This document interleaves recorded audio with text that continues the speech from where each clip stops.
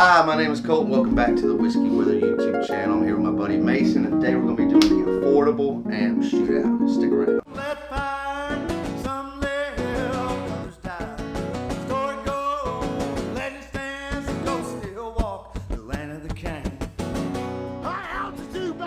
Okay, so I want to tell you guys a little bit about my Fishman here. I acquired it about 1.5 years ago, brand new, from a music shop in Milton, Florida. Tell us a little bit about how you got yours. I've had the Acoustasonic Junior for about 1 year now. Didn't buy it new because I refuse to pay full price for anything. You know, it just don't make any sense. So found this on Facebook Marketplace. Met the guy in the parking lot of the Outback Steakhouse. You know, one of those weird meeting places for Facebook Marketplace. So I've had it, 1 year. I've really enjoyed the thing up until this point. So. Okay, well, let's go into the first point, is weight. So the first thing we'll talk about is the Fishman comes in at a 21-pound weight, roughly. That sounds kind of heavy, I know.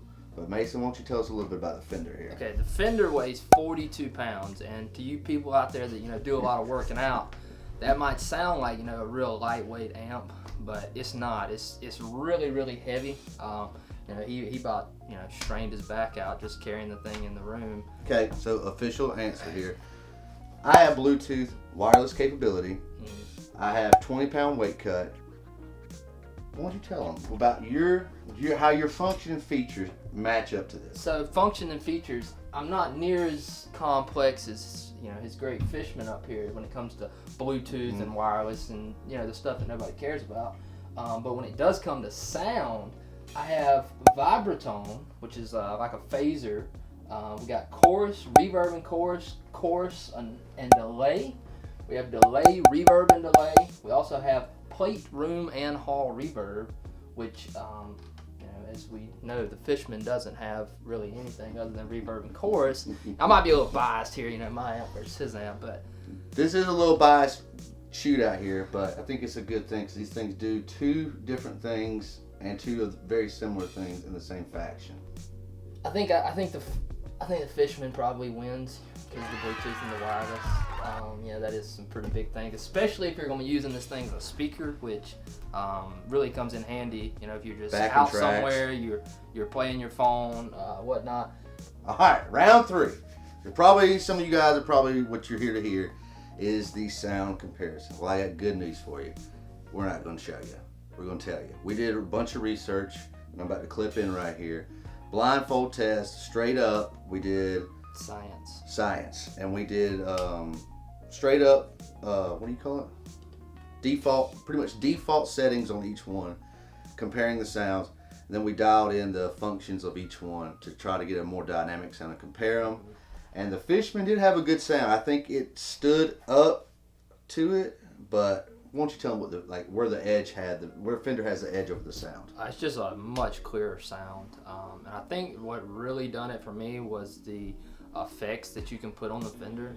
I mean, anybody that plays guitar a lot knows that. I mean, almost every guitarist out there loves the sound of reverb.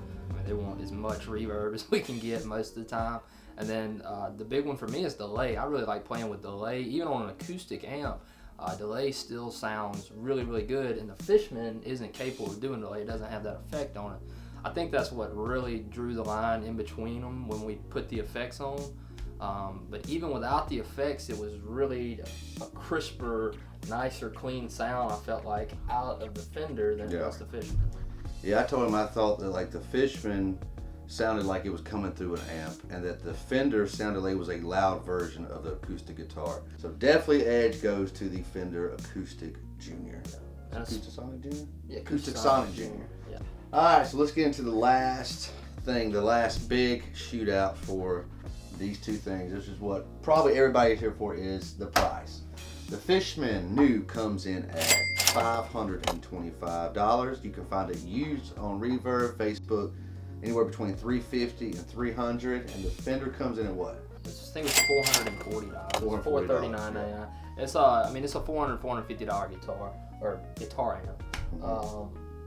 Facebook Marketplace, you can really run the price down. This guy was asking $300 for this thing on Marketplace, and I down to $150. Now I did have to drive a little further to go get it, but I'm all about saving a buck when it comes to gear. I would say This is how I think. If you're buying used, I think the Fender is the way to go. It's a huge price drop used. Yes. This thing right here is still holding a pretty good bit of value used. These things come in a lot cheaper buying them. Right, and something else, I mean, they've been making these things for so long that there's some older ones out there that do the same amount of stuff that the new ones do that you can get really, really cheap. I think the Fishman takes it as a new. I think for that $100 new, if you're going to spend in that kind of money new, I think the Fishman as a new machine takes, for the $100, I think you get a lot more. So my name's Colton again. I want to thank my buddy Mayson here for showing up, doing the affordable amp shootout. Again, this is the Fishman Mini Charge and the Fender Acoustasonic Junior. I'll be having a comprehensive video of each one coming up here soon, so definitely come back and check it out. And thank you so much for watching, and we'll see you next time. Peace. I actually met a guy in the parking lot of the Outback Steakhouse to buy this thing. It's always like super weird places. You just like ram at people all the time. I can go wireless. You can go wireless. I can go wireless. Can you put hall, room, and plate reverb? No, on but I it? got reverb. And I can attach my phone to it.